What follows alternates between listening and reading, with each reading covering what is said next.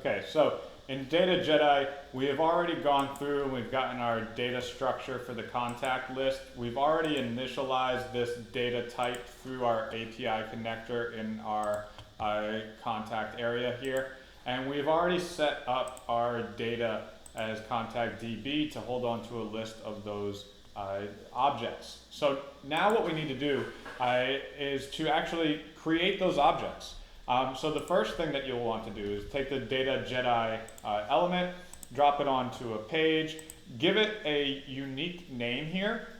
This is important. If you do not give it a unique name, it will not know which instance of the plugin element to convert toward or to.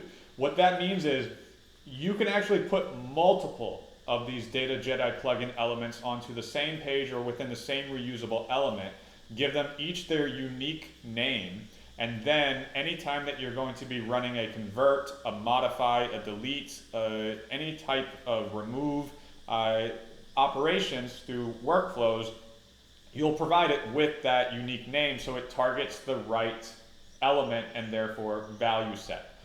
So in this one, I'm just going to go ahead and say this is contact list. Now, so far for me, I've started to do things where like I ultimately will always want to kind of have the data type named as part of its name. And then sometimes there might be different lists of the same data types that I'm using on the same page for different reasons. And so I might add just sort of an identifier there for my own use. That way I can distinguish between them. Now, in here, I'm just going to go ahead and label it so it's easier to find in the debugger. Now, the value data type is important. It does need to be the type of data that you have initialized inside of your API connector or is a data type that's coming from a plugin that you're using. And so here, I'm just going to scroll down and I'm going to get to contact. And contact now, excuse me, is my value data type. And my value type source is API here because it's coming from the API connector. It's not coming from the plugin and it's not an option set or a custom data type. So here, I need to now add my value data type JSON. And this is what is going to be used as the source to generate my list of objects within my Data Jedi element. Now, before we do that, I'm just going to go ahead and set up my repeating group. And my repeating group here, I'm going to get it so that it's not a fixed number of rows. I'm going to just allow it to expand out. Let the height be what it might be. And here, I am now going to say the type of content is going to be my data type of contact. And the data source is going to be the Data Jedi. And we have value list here. So this is the one that you want to use to be able to expose the different objects that have been converted and created through the element. So you do see other states here like extra value, bubble API ready JSON, errors returned. These are all helpful things. Other videos will demonstrate more about what they are and how to utilize them. For now, I'm just focusing on the value list here. And so once I've done that, now I can start adding in the different text and other elements that I might use to visualize this data. So I'm just going to do some simple ones here just to demonstrate. And so here I've got current sales contact ID, just like you would any other type of data that you'd be working with inside a bubble. So very easy to work with. Now here I'm going to go ahead and say I want to see their first name.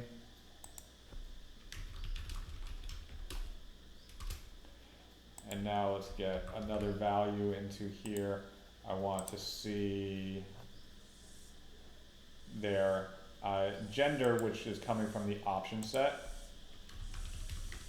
And you can see that since it's coming from the option set and it's been initialized as an option, I now am evaluating to an option. And so now I need to click on display.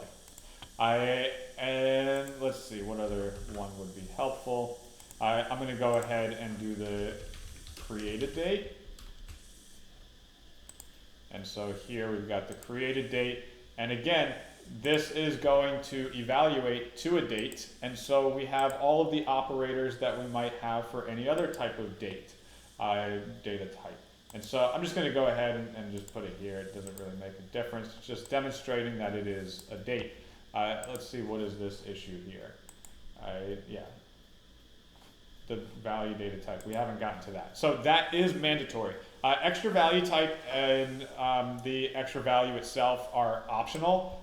They are not necessary. They are very helpful, very powerful in terms of what they allow you to do by sending in just a simple extra value as a number or a text field.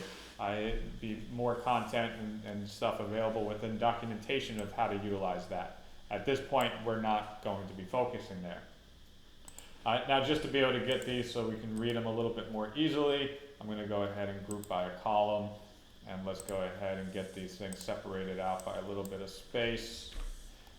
Okay, so now what we need to do, we need to actually provide a JSON as the value source. Now this could come from a whole lot of different areas because you can insert a dynamic expression into here. So if you want to search from your database and then be able to format it as JSON, you can do that. If you want to just paste in JSON here, you can do that. There's all sorts of different ways to get the values in. For this example, I'm going to actually utilize something that is a free tool online that allows you to create random data, test data.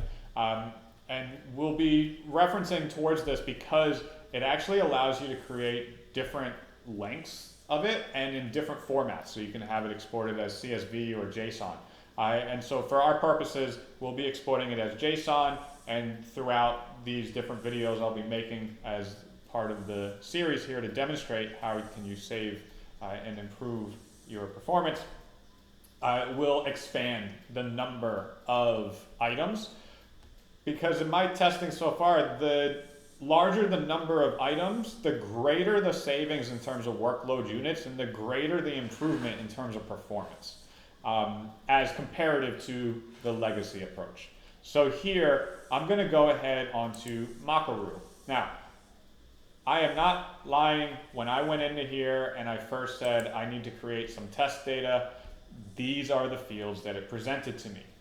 Very similar to the same fields that were presented to me by ChatGPT.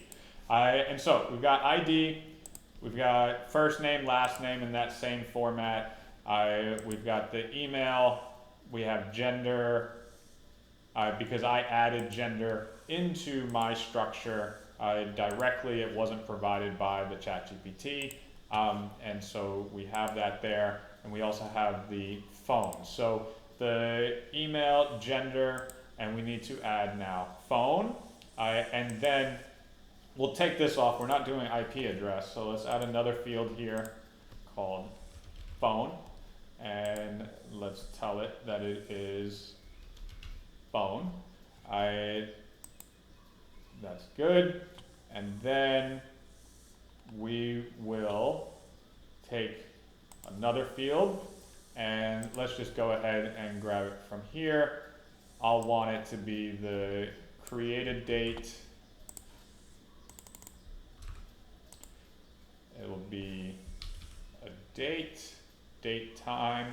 That is what we want. That should be coming back as ISO format. And let's see, ISO right here. So that should be okay. I honestly have not played around with this tool in a very long time, and I have not done this for this purpose. And so there's a chance that maybe we don't get the exact formatting I'm looking for. I'm a little confused here as to why are they showing me 2-2, because I'm not trying to get a date range, I'm just trying to get a date. So then here, let's get our modified date.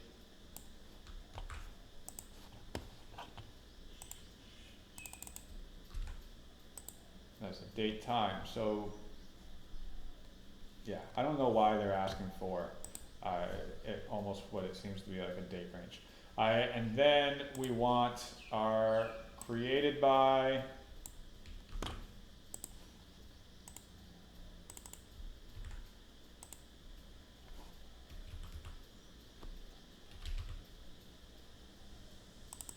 I'll just make it as if it's like an ID. This one should be fine just for the demonstration purposes. And let's go ahead here and modify by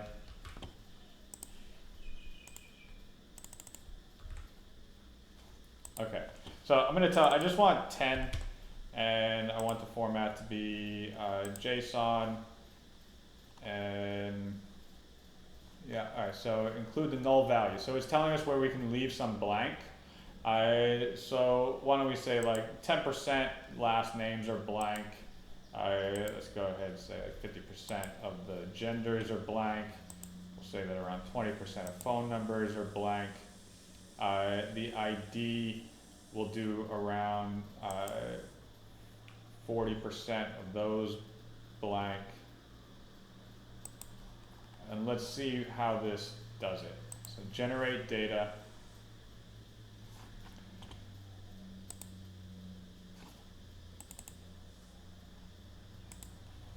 All right, so it seems like it should be okay. Now let's go ahead and get this into here. Let's close that down. Let's come back in. And let's go ahead and just paste that directly into value type JSON. And let's preview the page.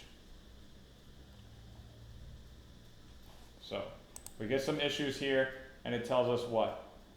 The string for the ID. That would be one area that we're not getting the right type of values coming off of that thing. So let's come back into Macaru. The type row number, that's the wrong thing to be using. So now let's say generate data.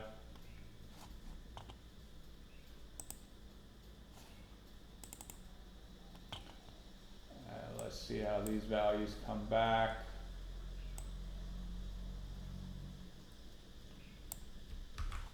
And let's come back into here, paste that.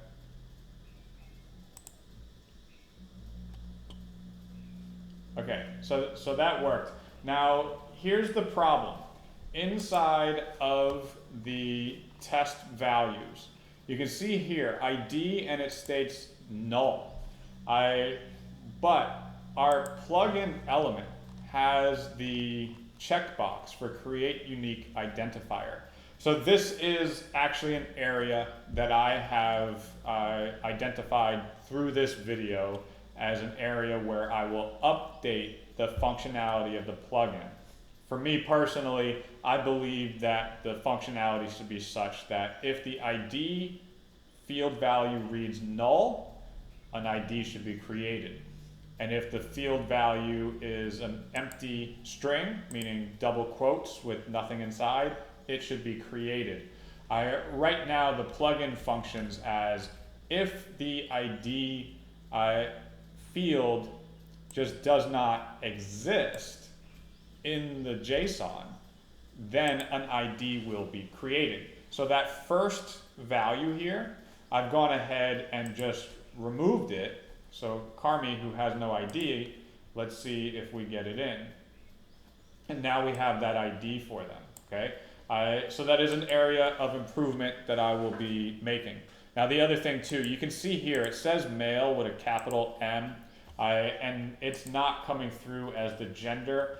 That's based off of how Bubble operates with option sets. Option sets, their option display is essentially the ID. And if Bubble doesn't see it in the same exact format, in this case all lowercase, then it's not able to make that proper matching to be able to distinguish which option is it supposed to be.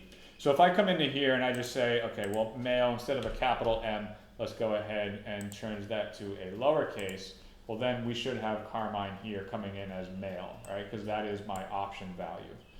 So just little things here with Macaru that maybe we would need to change how they are done. Let me see if that can be done here. I don't know if it's giving me any options to determine is it lowercase or not. I'm again not that familiar. I'm just kind of playing around here. I change the values field to uppercase. No, I wouldn't want it to be uppercase, right? So I'm not going to spend much time on here to try to figure out how to set up Makaru correctly. But you can also leverage your LLMs to be able to give you mock data. But those are just some things to be aware of, and also expectations of future improvements coming up in a short couple of days to be able to make it so that the ID generation is a little bit more sophisticated and in line with expectations, at least my expectations. And then you can see here too, like we've got the modified date and the created by and things like that. Those are other areas that I will likely be improving. One that already is on my list is the automatic creation of our created date and our modified date. And those automatic creations being done via a checkbox in the same way that we are describing to create a unique identifier. And so an example of this, you can see here the identifier has been created there.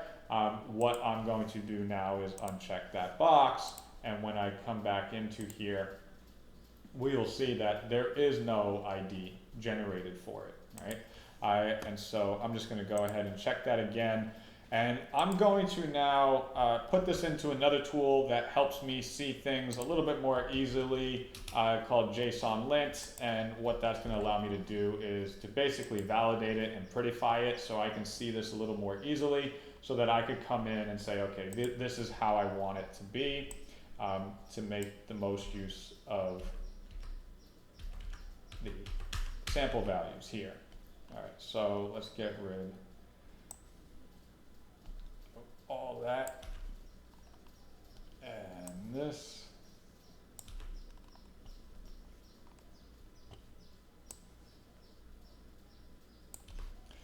And in reality, probably a lot easier for me to just basically say Makaru, get rid of ID, and let's generate the data. Let's get this data out. Okay, so none of these now have the ID field. I'll put this back into JSON lint and clear this off. Let's validate. We can see the genders are coming in. I will just go ahead and get rid of it as null. And let's just bring that down to F lowercase, M,